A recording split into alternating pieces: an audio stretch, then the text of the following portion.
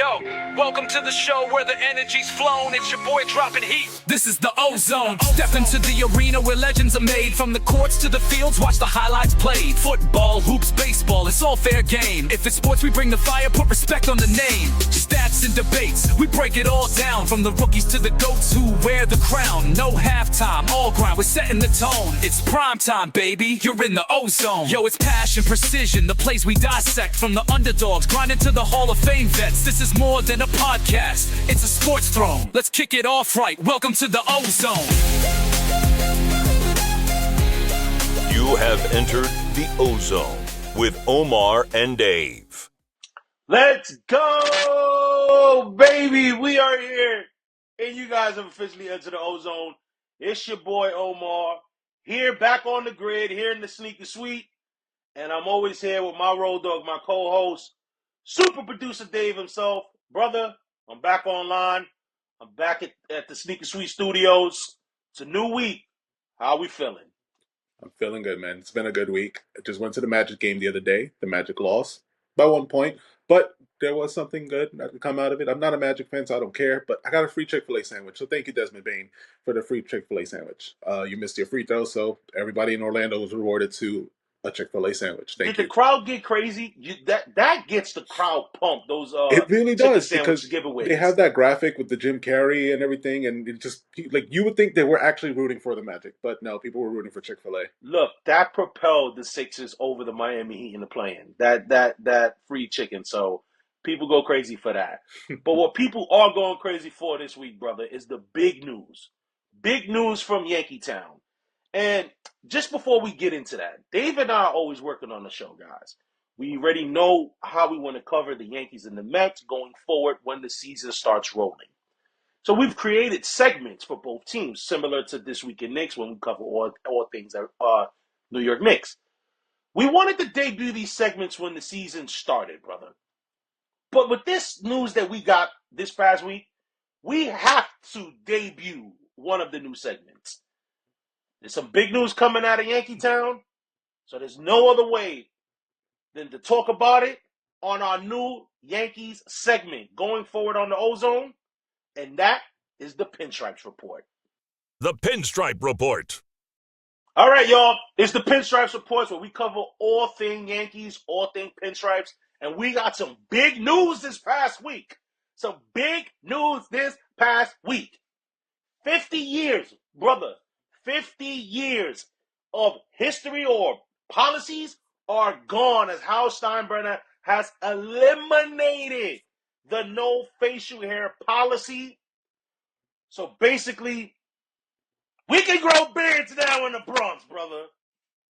I mean, get used to this look. This exact look. Pinstripes with a beard. This is exactly what it's going to look like. Judge already said he's not growing his beard, and that's fine, whatever.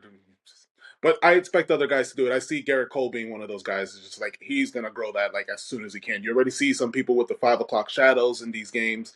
Get used to it, guys. Yeah, just to give people history, George Steinbrenner in 1976 implemented the no beard policy. He just thought, they were only allowed to have a mustache and that sort of thing, and he just felt it looked neater. He wanted players to look neat. Obviously, George Steinbrenner had a military background. He was very influenced by the Cincinnati Reds because the Cincinnati Reds, the Yankees are known as that team to never have beards or whatever, but the Cincinnati Reds was actually one of the first teams to do it. They started it in 1969, and they kept it going, I believe, until 99. To 99. So they had it for 30 years. So George Steinbrenner was very influenced by that, by the Cincinnati Reds.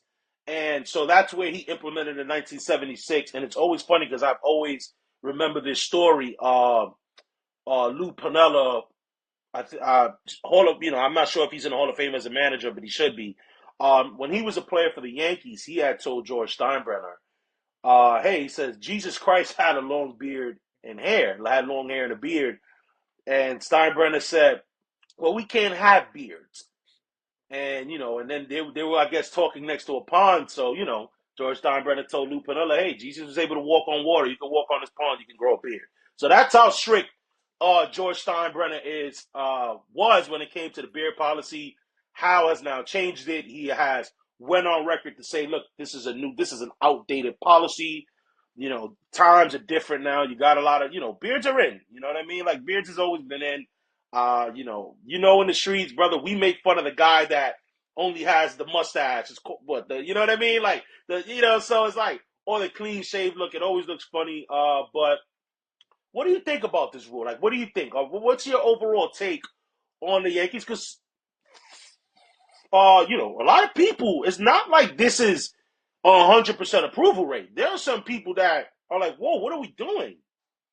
There's a lot of people who are sticklers for like the old rules and keeping it the Yankee way and stuff. And I'm for it. Like at the end of the day, these players, that's one less thing for them to have to worry about. Make sure that they're shaving all the time, and it's one of those things that it's just like, all right, get with the times. And how Steinbrenner could be like, no, we didn't lose anybody because of this rule. But come on, we know there are players who chose not to come to the Yankees because of that rule. Of course, among other things and whatever that may be. But the facial hair rule was definitely a factor for a lot of people. You can think of potential people that they could have signed. Brian Wilson, back in 2011 was it, if I'm not mistaken? I believe it was like 2011, 2012, around there.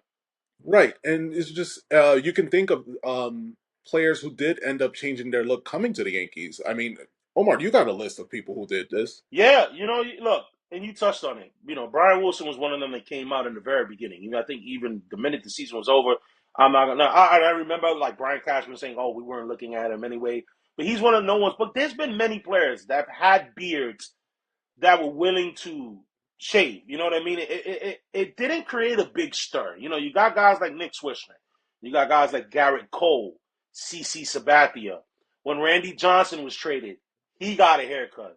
And obviously, the most famous player would be Johnny Damon. Johnny Damon actually, I believe, got a Gillette deal out of it. I remember, like, it was on the news, I believe it was, when he shaved. Like, he shaved it. And it wasn't like the introduction to the Yankees, but he did like a press conference or whatever way he shaved his beard. So, look, that has never stopped guys from wanting the bag. You know what I mean? Now, the thing is with the people that are against it. And look, I understand the Yankees have a standard, and that's what made the Yankees different. And this is where I'm not 100% on the beard. I'm probably like 90% approval rating for the beard. 10% is because this is what made the Yankees different. This is what made the Yankees like the standard and that sort of thing. But that went out the window, guys. If you guys have noticed, the Yankees have an insurance promotional patch on their jerseys. That was the start of tradition and that sort of thing going out the window. Real Yankee fans will know this. George Steinbrenner didn't even allow the makers of the jerseys, which it was either Majestics or whatever, to even have their logo on the jerseys. That's how clean cut George wanted it. The Yankees are a brand itself. We don't need it. So then when Nike comes out, Nike has their thing. And it's like, that was interesting. I know that caught my attention. Like, whoa. They, obviously if you're buying a jersey for models, it'll have like the Majestic on the tag. But the players' jerseys never had it. The players' jerseys on the field, you would never see it on the sleeves. Never. You would see it if you bought the jersey at the store. So that was the start. And then the Yankees add the Star Insurance Company, which pays them over $25 million a year. So you can already see, certain things that, certain guidelines and policies or whatever in unwritten rules that the Yankees have was slowly going out the window. The beard was just next. It was outdated. I'm sorry. Like, it was outdated. It's going to look funny, though, because it's like, when a guy gets traded from the show and they put him in the Yankees, they always look weird with that beard. And the show was starting to update it and shave them, and it looked cool. I'm not going to front. It looked cool. I think I'm going to miss it. It's going to look so weird. I know you mentioned that Aaron Judge is not growing a beard, but I think Carlos Rodon said he's growing it. Jason Dominguez said he's growing it. Gary Cole, I'm not sure if he said so, but Garrett Cole may I'm sure grow as he'll grow well. it by the time everything started. Like he will have a full beard. Um, it's very interesting, and it's going to be something to watch. And this is not something that like other teams aren't looking at. The Marlins tried this a few years now. They got backlash from their team, and they ended up That rescinding that the lasted a following year. year. That Just one lasted year. a year. Just one year. And I don't know why the Marlins, of all teams, would want to choose to make any kind of things that would deter a player to go over there. You are probably one of the worst franchises in the league, and you want to make a rule that Yes. makes people not want to go over there. Yes. Stadium looks I dope, but that's I about think it. I've spent more money on sneakers in the past month than what the Marlins done this offseason. They got a nice stadium. That's all they got going for them. That's it. It's such a beautiful stadium. I don't want to get sidetracked, but it's such a beautiful stadium. They deserve a good product on the field. Just the guys to give you some on this beard thing. This is not a decision that Hal Steinbrenner just came up with himself. Hal Steinbrenner spoke to a number of current players.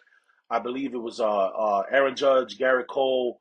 I'm missing somebody. I know there was like a third player they spoke to, but he also spoke to current players like past players like CC Sabathia and whatnot, and they all gave, they all let Brian Cashman. And funny enough, Brian Cashman revealed that CC was a little hesitant to sign with the Yankees due to the beard situation. I don't know how much I put into that because I would hear back then that CC hesitance to go to New York was more because he wanted to be in the West Coast where he was from.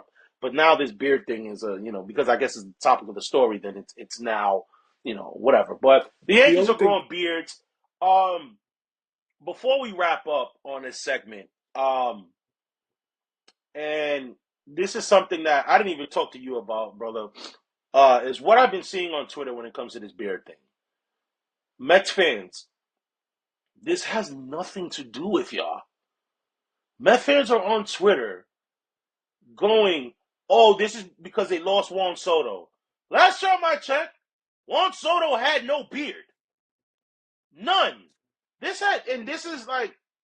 is where it is. Like I said, I'm going to go back. I do not hate the Mets. But it's things like that that make me go, bro, why are y'all like that? This absolutely has nothing to do with y'all. This has nothing. Yes, this is an outdated policy. Is this maybe a step where the Yankees are trying to maybe rebrand and refresh themselves? Yes, I can agree with that. But to go on and say, oh, this is because the Yankees lost Juan Soto? Bro, it's that has nothing to do with that. it's as Nothing. baseball fans, as sports fans, it is something to talk about. I can see as a Mets fan, you want to talk about it, but to bring it and relate it to the Mets, it makes no sense. I get it. You want to say like this is once again little brother energy. This And is the that's the things that thing. That's the thing. They don't want to be that, but you nailed it, brother. You nailed it. this is That little is brother little energy. brother energy. Yes. So I'm sorry, you keep digging yourself in the hole. As far as fans go, the team is doing the right things, but fans keep doing things that make them seem like you are the little brother. You are never going to be looked at and respected as the older brother or the big brother, or whatever the case you want to call yourselves. You're never going to be respected that until you get rid of that ideology that you have to always associate them with it. Yeah, it's crazy. But guys, you know who's not the little brother in this town? That's our New York Knickerbockers. This week has been a roller coaster. Let's get into it on This Week in Knicks. This Week in Knicks. All right, y'all. This Week in Knicks. So far with our predictions, I'm right so far. Dave, you're not. But it's been an interesting week. We're still not done yet, guys. As of this recording, we record on Sunday mornings. This episode will air on Monday, so we would know the outcome of the Celtics games. But just to give you guys a fresh recap from last week's predictions that Dave and I have for the Knicks this week. Dave, you had Knicks beating Bulls, Cleveland, losing to the Celtics. Yes. I had us winning against the Bulls as well, but I had us losing to Cleveland by a close game, and boy, was I wrong. And I got us beating the Celtics. I don't really, I want to cone over the Bulls situation. The Bulls, we played without Josh Hart. OG Anunoby wasn't available. Obviously, Mitchell Robinson wasn't available. Disclaimer, OG and Mitchell Robinson, great news, have been cleared for full contact 5-on-5 practice. However, they didn't play. Knicks win that game in overtime. That was a tight game. I'm not thinking too much into that game. It's the first game from the All-Star break. It is what it is. The Knicks win that game. It was a good game. But the game I want to talk about is Friday's game against the Cleveland Cavaliers. And, brother, it goes back to what we spoke about. Obviously, let's say the score. The Knicks lost 142 to 106. It goes back to what I said last week. And it's not the fact of that, okay, we're not winning. Or that's alarming in itself, but it's how we're not winning. And like I said last week, I predicted us to lose a close game. A game where we would be tight that we blew it. Brother, we weren't even close. We weren't even close. It's a little alarming. Yeah. Just want to backtrack because I didn't get to talk about the Bulls game. You want to thank Towns. He started off the game 2 for 15, but he ended with 32 points, 18 rebounds, including 20 in the third and sixth in overtime. And then Mikal Bridges with a great block that sent them to overtime, and then ended I up winning forgot the about game. that. Good catch on that one, brother. Ended up winning the game, so I'm happy that they ended up winning that game, and it was a lot closer than I wanted it to be going into the overtime. But they found a way. This is the thing that you want to see from a team. Like, you want to pull out those wins when you need to win. Now, the game against the Cavaliers, this is where you get a little concerned. Like, of course, all right, missing Josh Hart is something that's going to affect you. This is the first time I think he's missed consecutive games in his career. Yeah. So that's something that also to just think about. Just, okay, this is something to think about. And I think you want to touch about it regarding the injuries. And then Anunoby, he may have aggravated his foot. He says that he's okay, but I think this is where I want you to introduce what you want to talk about as far as with the Knicks and with their disclosing injuries and how they're approaching the situation. You're kind of concerned about like how do fans feel comfortable going into a game with how you talk about your players? I get it.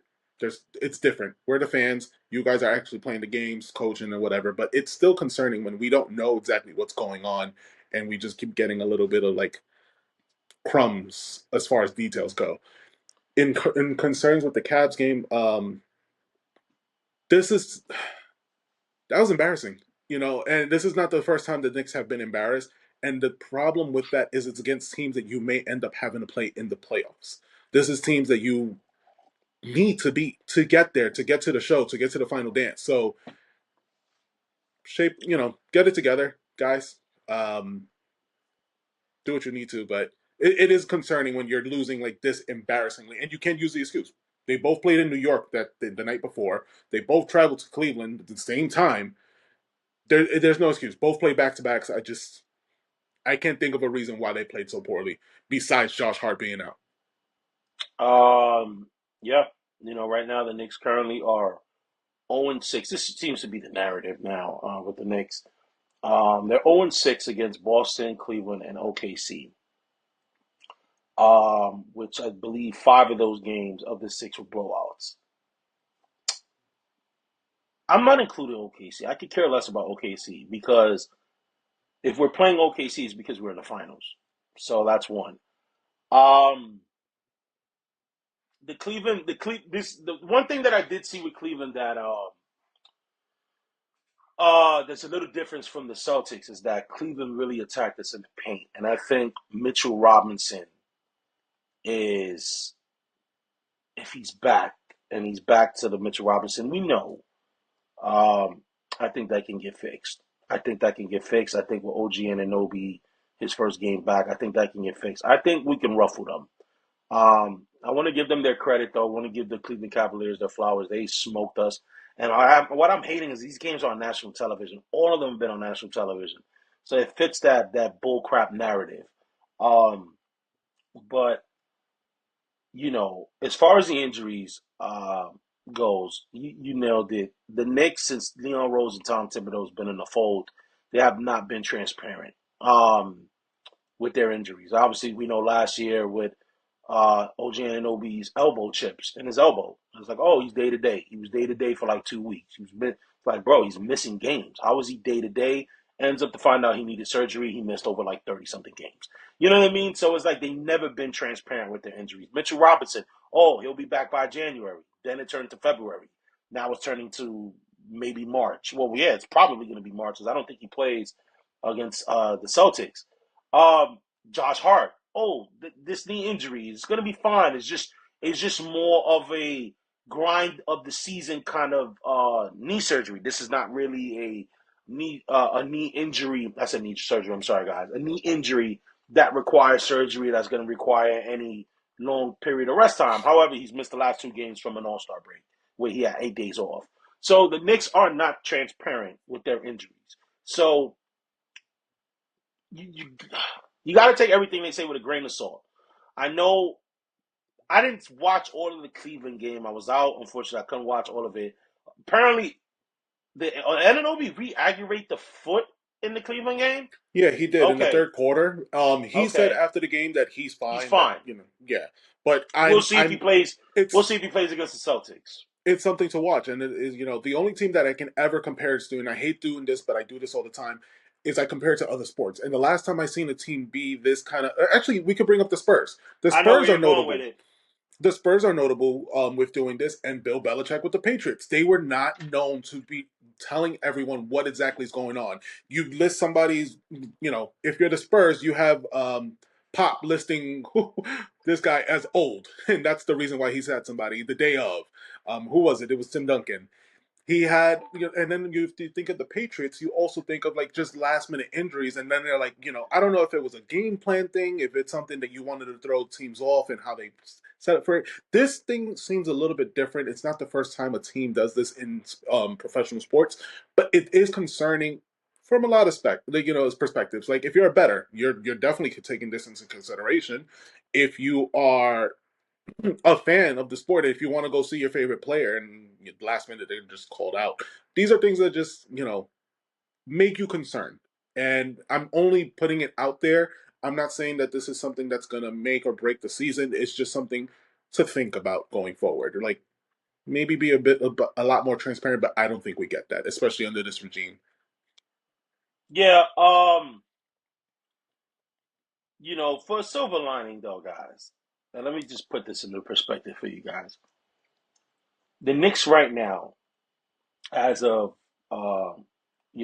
today, well, as of us recording this episode, this is prior to the Celtics matchup. The Knicks are 37-19. That's a 3-game improvement from where we were last year. Guys, I understand that now with expectations comes a heavy scrutiny, on every single game. This, guys, but I want to remind you guys, this is not a one and done year, guys. This team has a 4 to 5 year window. These guys are all under 30 years old. I believe Josh Hart is the only one I think that's turning 30 this season or this year. Guys, we made 2, not 1, but 2 huge impactful trades in the offseason. You have to give that time to adjust. The Celtics have been together for a few years. Tatum and Brown has been together more than 5-6 years. Cleveland, they've also collapsed. They've lost. Right. They've also had their disappointing moments. They've also had their collapse. Exactly.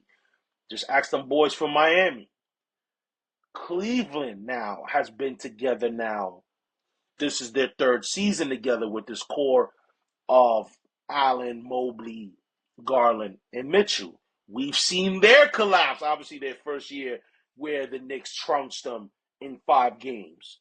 You know what I mean? So I get it, we want to, we're looking at the expectations. Obviously, we're in our own hype, especially considering last year. But this is a new team, guys. You guys, we got to. And you know what's the funny thing, brother? Let's say we were winning these games in the regular season. Let's say, okay, we went 1-1 with Boston. Let's say we finished the season 3-1 on Boston or 3-1 on Cleveland. And then we play them in the playoffs and losing 5 games. Imagine the uproar then. You know what I'm saying? So it's like, I get it. The regular season and I don't want to minimize these games. I get pumped for these games. I'm pumped for this afternoon. I hope I mean, the Celtics game is throwing me over the way we record, but whatever. Guys know what we're talking about. But, at the end of the day, hey, look, the Knicks were 4-0 against the Atlanta Hawks in that 2021 season. And the Hawks smoked us in 5 games in the playoffs. Guys, like sometimes, coaches, and I'm not saying this is the case with the Knicks. I'm not making excuses. Not everybody throws their full arsenal. There's going to be things. You're going to make adjustments. When you're playing in a series, it's the context of a playoff series is very different than a regular season. You're not going to be, like you said, brother, even though we're not making excuses. Cleveland had the same back-to-back, same travel from New York to Cleveland. In the playoffs, you're not making that. You're not making those back-to-back travel nights, those late nights getting into the hotel or getting into your house. You know what I mean? There's more time to game plan on the team. There's more times to make adjustments on the team. So, I don't want to overreact, but this Celtics game that's on Sunday, obviously Dave is going to update it, guys, on who won. I predicted us to win. Dave got us losing. I'm going to reference that because if I'm right, I'm going up in the chicken tender bowl. But I want a close game, man. I want a close game. I think if we were losing close games, it wouldn't be such an uproar. The uproar is really because we've been getting our ass handed to us against the dominant teams. Yeah. I'd like to say, like, if we're gonna lose, right? Because this is my prediction from last week. My prediction was that we lose against the Celtics. If we were to lose, I don't want it to be smoked. I just don't want us to be once again nationally embarrassed in front of everyone to just continue. And it's not so much concern about like what critics have to say or what fans have to say or whatever anybody in NBA Twitter and stuff. It's not about that. It's the fact is that your team that you consider to be one of the top favorites to come out of the East gets embarrassed by the teams that they should be beating to get there. That's teams that's going to get in their way. Yeah, because like if you want to get to the dance, these are the two teams that I'm very concerned about playing. I'm concerned about playing Cleveland, and I'm concerned about playing the Celtics. Not because I don't think we could beat them, but because they have the chance to put up stinkers like they have been doing. That's something that I'm just, I'd like them to address. So in this game against the Celtics, I am hoping for a lot closer of a game. If they sneak out a win, hey, I have no problem. And me and Omar, we text each other during the week. Yeah. I have no problem being wrong on my prediction. Yeah. I could care less about a chicken tender sub if it means that the Knicks end up winning and I chose them to lose. So this is more so like I'd like them to win, but of course, if they do lose, I want them to lose by a close game. I want it to be like, you know what, the Knicks almost had them, but and not just like it was like a fluke. No, I wanted to be like they went down to the wire. I'm interested in seeing them how they play in the playoffs. That's what I want to see. Yeah, 100%. Brother, but I don't want to. Before we go into the next section, because we're about to talk about Knicks coming up for this week, I do want to mention some Knick history, if you don't mind. Yeah, go ahead, touch on it, brother. All right, so today, as the time of this recording, it is February 23rd, and in 2011, Carmelo Anthony was introduced as a Knick in a pregame conference, and then went to play in the Garden, and they came out with a whole emotional video tribute coming home, and he went and scored 27 points and beat Milwaukee 114-108. So, guys, if you want, I'll probably play a clip right now so you can see what's going on in that game, but it's something that, for me, it's impactful because this is the moment I actually became a fan of basketball and the Knicks. Interesting. So, and right. I don't know if you remember this so much, but I did say like, hey, if the Knicks get Carmelo, I'm a fan, and I've been a fan ever since. And thank you for everything you've done for the Knicks since then, Carmelo, and when you left. For me, it's an impactful moment, and it just made me realize like, oh, I've been a fan for quite some time now. Yeah, you witnessed some dog days. And you had something to add about this game, didn't you? Yeah, I have a fun story about that one. So,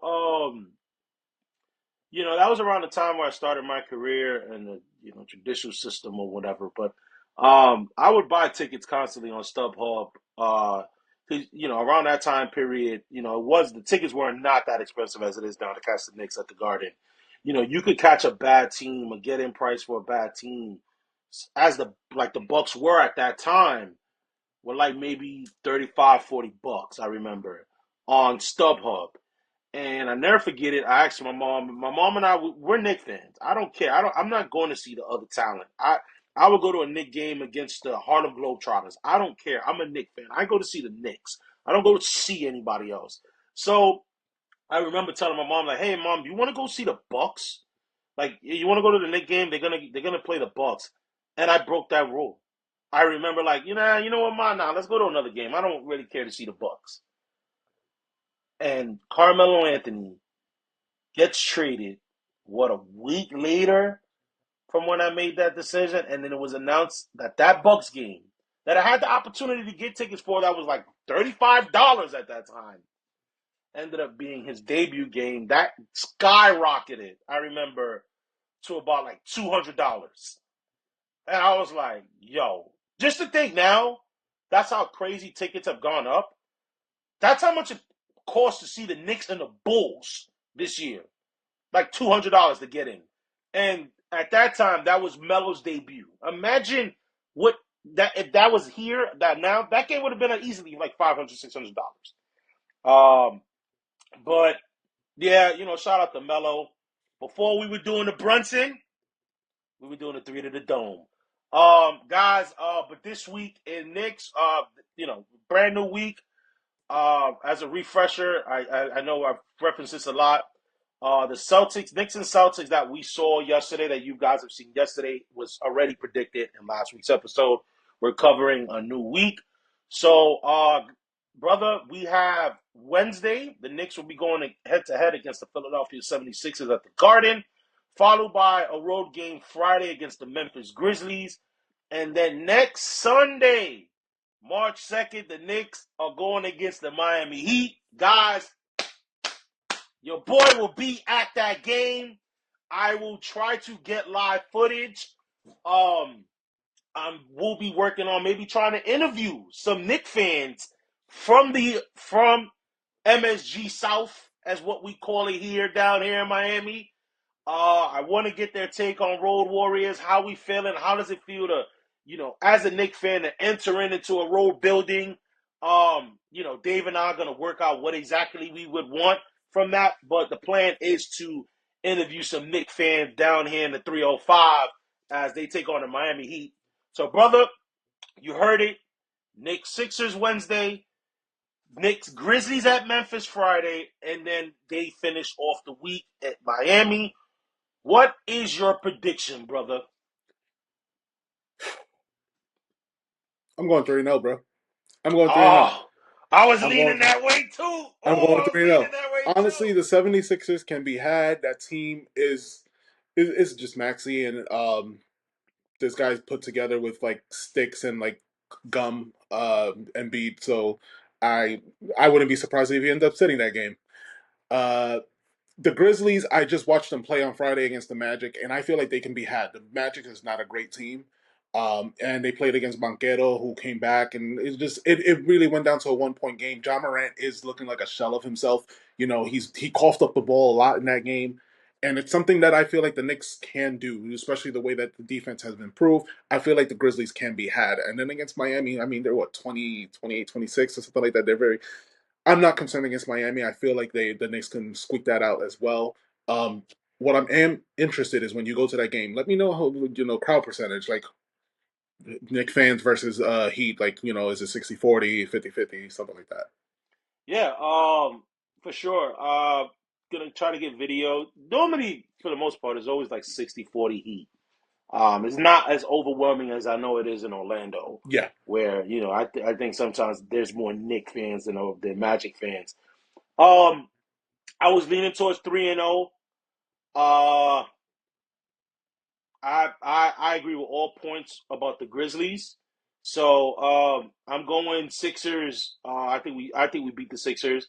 Either we're gonna come from a bad loss from Boston, another ass whipping, or we're gonna come from a high win. But regardless, I think we beat the Sixers.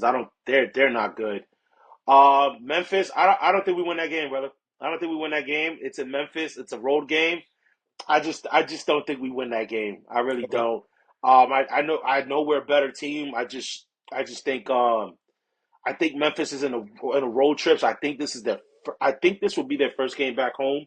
Um, so I got us losing that one, and I got us beating the Heat. I got us beating the Heat. I just don't think the Knicks. I don't think the Heat can score as much points. They don't really have an offensive threat like Tyler Hero. Tyler Hero's good. He's an all-star. Congrats to him. Won the three-point competition, but I don't think he's a big enough. They don't have any big offensive weapons that make me worry about them. So I got the Knicks going 2-1, a win over the Sixers, a loss to the Grizzlies, and a win to the Heat. Guys, good news on how you can view the Knicks. The Knicks and Optimum have been able to reach a deal. So guys that have Optimum Cable can now see the Knicks again. I know they've been without the Knicks for more than 2 months. I think was it January 5th was like, or no, I think it was the first game that was blacked out. So shout outs to Optimum being able to reach an agreement with them boys from MSG, and so the Knicks are back on MSG. I believe the Sixers game though is national television, but we don't have that worry anymore, guys. MSG's back on Optimum. Shout outs to that. And you know what never leaves and is always here on a weekly basis, my brother? It's quick hits. Let's get into it. All right, y'all. It's quick hits. You know, the hits are so quick, you don't see it coming. Let's start off, guys. This week, our very own Karl-Anthony Towns has been elected to join the National Basketball Players Association as the vice president. Brother, how are we feeling about this? Honestly, I'm happy for Karl-Anthony Towns. This is not the first time he's been doing things outside of the court. This does set up a career for him after the game is done and taken away from him. He does join Jaylen Brown and Gabe Vincent in the union, and he's before he even became elected to join. He says that he's never missed a league union meeting, and he aims to find ways to deliver value for players. This is very important for the players. This is how they bring negotiations into the league and how things are done with their contracts and schedules and all that kind of things that are concerning to them. I feel like this is important, and a lot of players maybe skip out on this, and it shows just how important basketball is to Karl-Anthony Towns. So I am happy for him to get this done, and be elected. So congrats to him. Yeah, sure. All right. So according to the Front Office Sports, the 2025 NBA All-Star Game reached a near all-time ratings low with 4.7 million viewers. Now that's a 13% decrease from last year's game, and the second worst All-Star game, barely beating out the 2023 game. So that's not too far ago.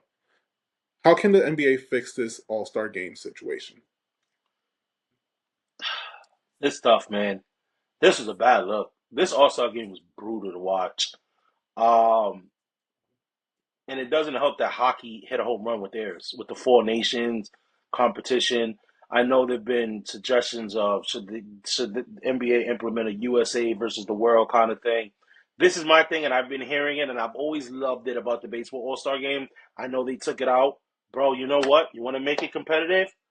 Home court advantage in the NBA Finals in an All Star game. Simple as that. Because the differences between the NBA and the MLB All-Star game, MLB All-Star game, every team needs to be represented. In the NBA, for the most part, the All-Stars that make up of the NBA All-Star game roster are players from teams that, okay, they may not be title contenders, but they're going to make the playoffs for the most part. If you implement that, I think you get players to take it a little bit more serious. Lose the gimmicks. I know you're a fan, bro, of like the jerseys and the situational jerseys, holiday jerseys, this jerseys or whatever. Bro, go back to the 90s. Go back to players representing their teams. Let them wear their team jersey. Throw a little All-Star game patch on it. You're still going to be able to sell jerseys doing that. And honestly, go back to that, change that, and I can definitely see the numbers going up. But for right now, the NBA is in big trouble. I can see this eventually becoming the Pro Bowl if they don't fix this. Yeah. So good luck to the NBA. Speaking of NBA, guys, it was announced this past week that San Antonio superstar Victor Wembanyama is officially out the rest of the season due to blood clots in his shoulder. This is not good. Brother, how are we feeling about this? Wemby is only 21 years old. Let's just remember that. Like, I think, some people forget that. Thoughts go out to him. I can't imagine what it's like to go through, especially something that at that young of an age. So I do hope that he gets better very soon. So I do appreciate him taking the time and the team understanding to sit him for the season and just get better. Like you have your whole life ahead of you. It's not just about basketball. So get better, man. Yeah, it's tough, man. The thing that makes me a little nervous about this is that's how Chris Bosh career ended, was blood clot. So hopefully that's not the same case with Victor Wembanyama. Yep. You really do hope, and one thing I think about, and I'm not a Chris Paul fan, I'm sorry that happened to you. I know the reason you went to the Spurs was because of Wemby, so eh, it sucks, but things happen like this, and you once again you're happy that they're taking the right measures for him to just sit out the season, get better, and come back next year stronger. Um, this past Thursday, the Yankees signed Boone to a 2-year extension through the 2027. Was this the right move? I think so. I'm a Boone fan. I know not a lot of people are. Let me just read this real fast. 7 years of managing. Boone's record is 603 wins to his 429 losses. That's a 584 win percentage. Okay. He's won 100 wins twice in the season, 90 plus wins in 5 times in the season. He's got us to a World Series. It's well deserved. It's well deserved. This contract is going to get him through 2027, making him at least 10 plus years as a Yankees manager.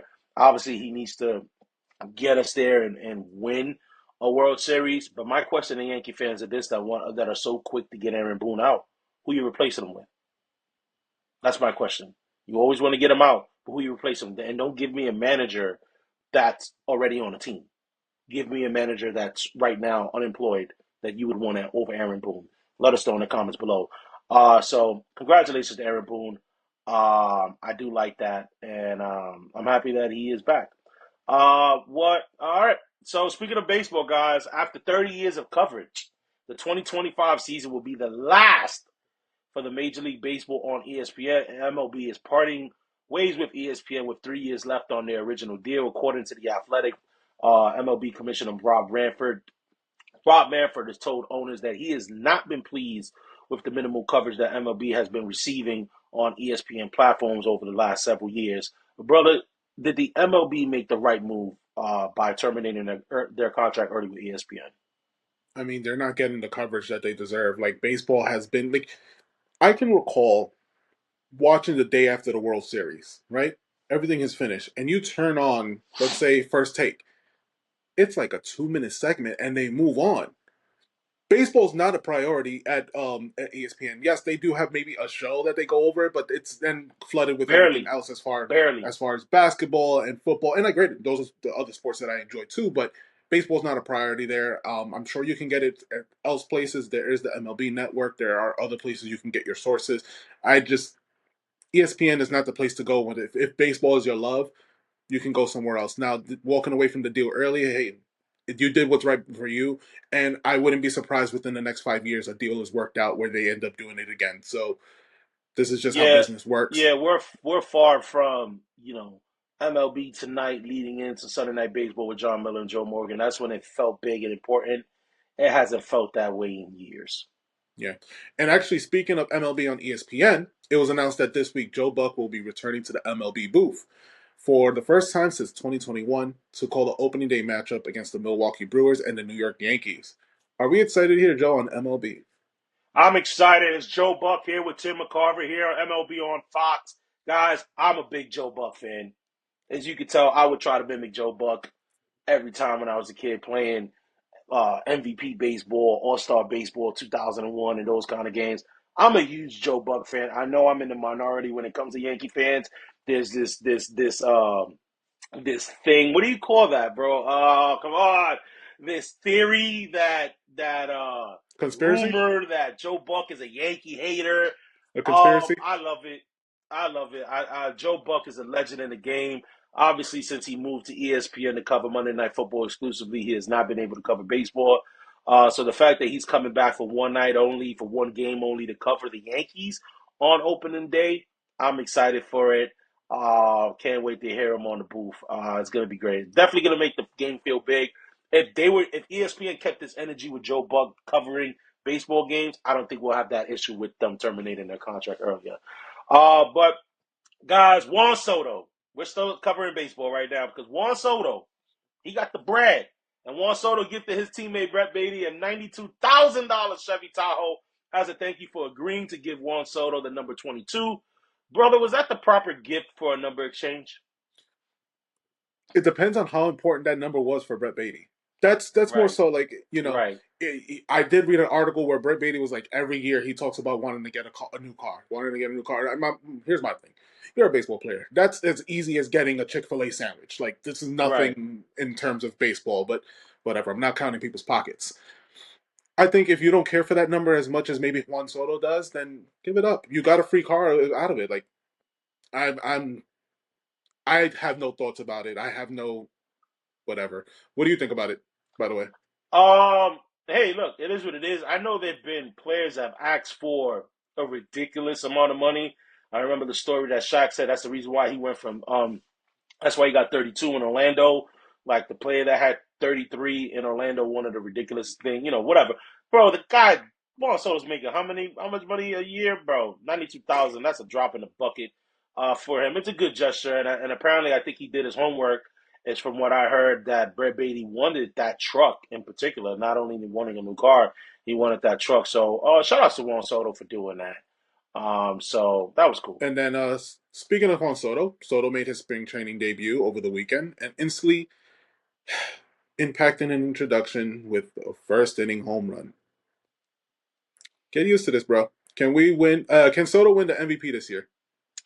Um, Walls was on the group chat instantly sent it. And I'm like, Oh well. look, you can't start off any better than that, right? First at bat, home run.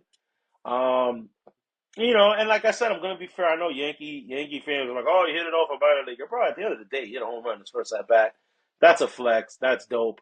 I could see him. I could see. I think Juan Soto will finish in the top three as far as MVP voting, in the National League, and I wouldn't be surprised if he wins it. But the question is, can we see him winning it this year? Yes. The answer is yes. Lastly, guys, this weekend will be the WWE Elimination Chamber live from Toronto, Canada. So we have a men's and a women's chamber match where the winners will be going against for the men either going against Cody Rhodes and the women's will be going against Rhea Ripley at WrestleMania. Brother, who do we have winning the men's and women's elimination Okay, so chamber? let's start with the women's. With the women's, this is just a slam dunk. It's gonna be Liv Morgan. We're gonna get Rhea and Liv Morgan at WrestleMania again. Um, that's just I don't see the other women in this match going. You have Roxanne Perez, Bailey, Naomi, Alexa Bliss, Liv, and Bianca Belair. Bianca Belair, I'd love to see her back in the title picture, but until she is this is just a Liv Morgan match. And then as far as the men's is concerned, we have Priest, Logan Paul, Seth Rollins, Drew McIntyre, John Cena, and CM Punk. I do see CM Punk and Rollins having a lot of one-on-one interactions in that match, but this is a slam dunk. Also, if you Slam want to set up dunk a match, for the no, men's? if you want to see the match of the year, you put Cena against Cody Rhodes because you end up seeing. This is what I have coming winning. I have Cena winning the Elimination Chamber match Oh, I didn't because know you were leaning Cena. I thought because you I'm leaning mentioned Cena. Punk and then you mentioned slam dunk. I'm like, I'm leaning Cena because I want to see a triple threat match between Seth Rollins, um, Roman Reigns, Drew. and CM Punk. Oh, That is the triple threat match that I'd love to see, and we'll talk about that more as we lead to Mania time. But I want to see the betrayal of Paul Heyman with CM Punk calling in that favor. But as far as Cena versus Cody Rhodes at WrestleMania, that is the match of the year that I think you have, and then you also have that angle with The Rock now coming in. So maybe whispers in his ear and turns Cody Rhodes heel. We want that Homelander Cody Rhodes. So that's what I want to see, bro. This is where I'm leaning. I think for the women's, I agree with it. I think the story in itself tells you who's going to win.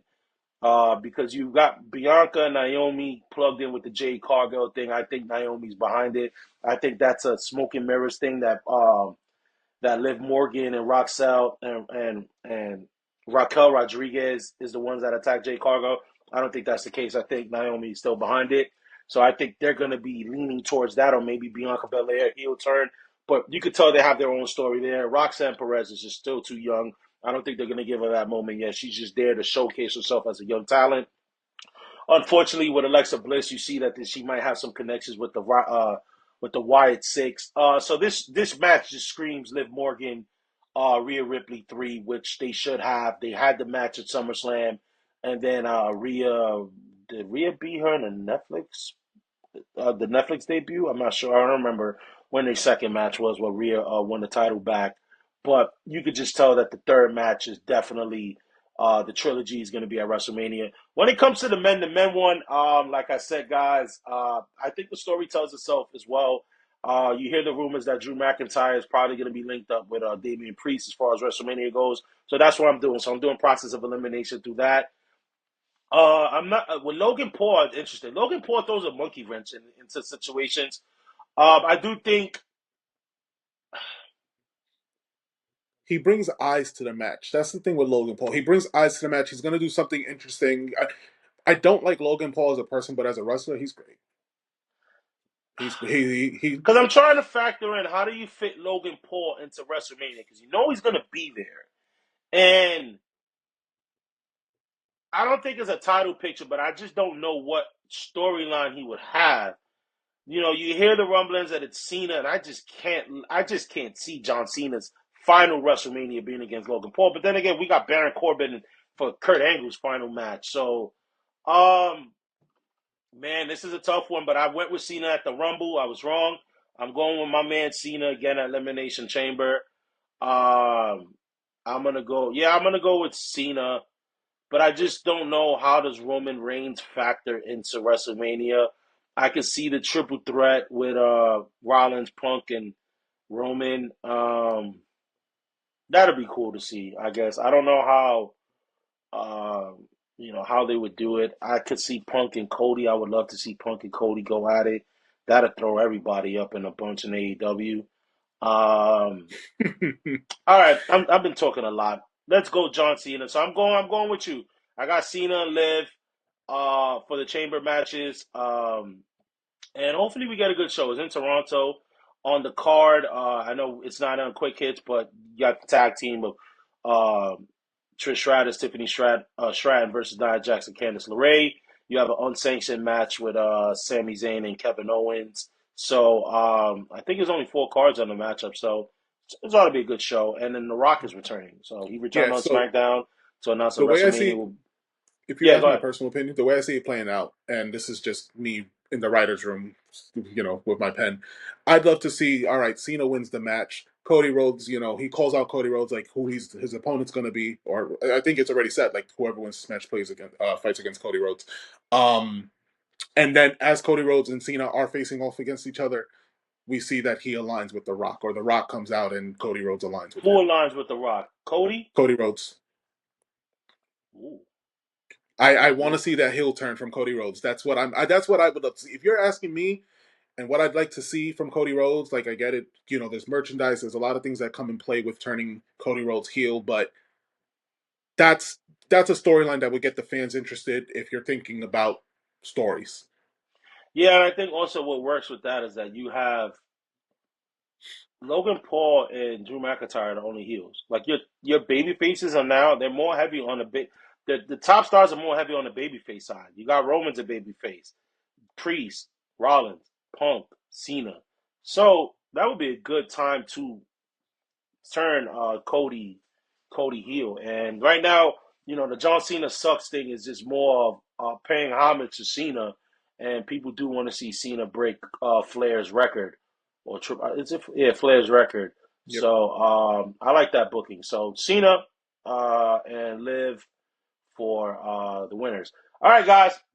So we're getting ready to wrap up this episode, and we cannot wrap up an episode of the Ozone without sharing the highlight of the week. He's on fire! All right, y'all. Well, highlight of the week, we got our very own New York Knicks. Yes, I'm biased. I don't care. I didn't see anything that was better than this play, guys.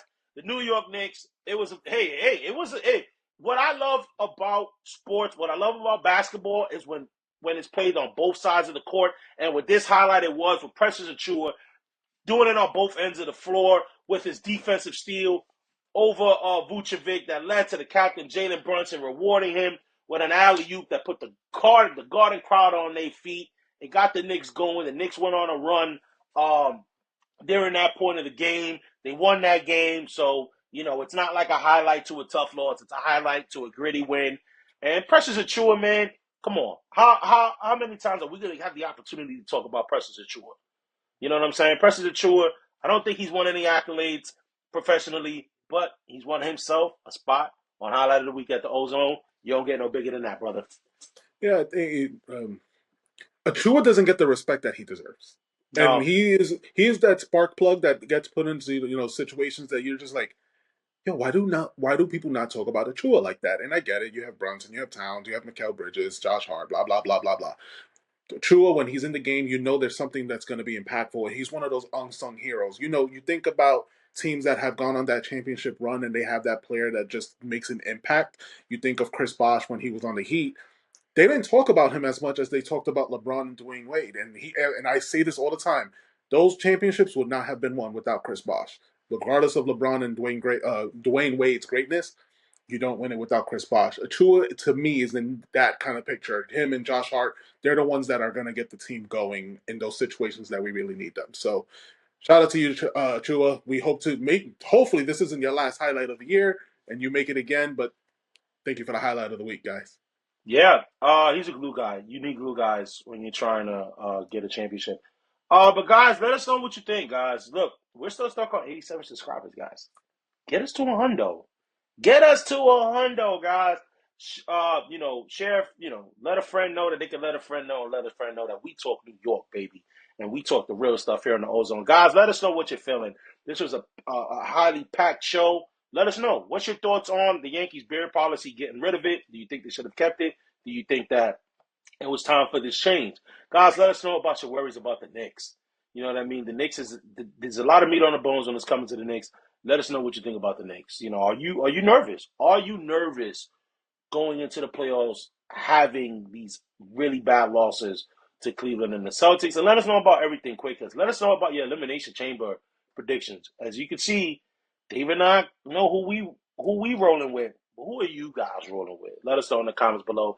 Guys, remember to always like, share, and subscribe to us. And guys, follow us on all social media platforms.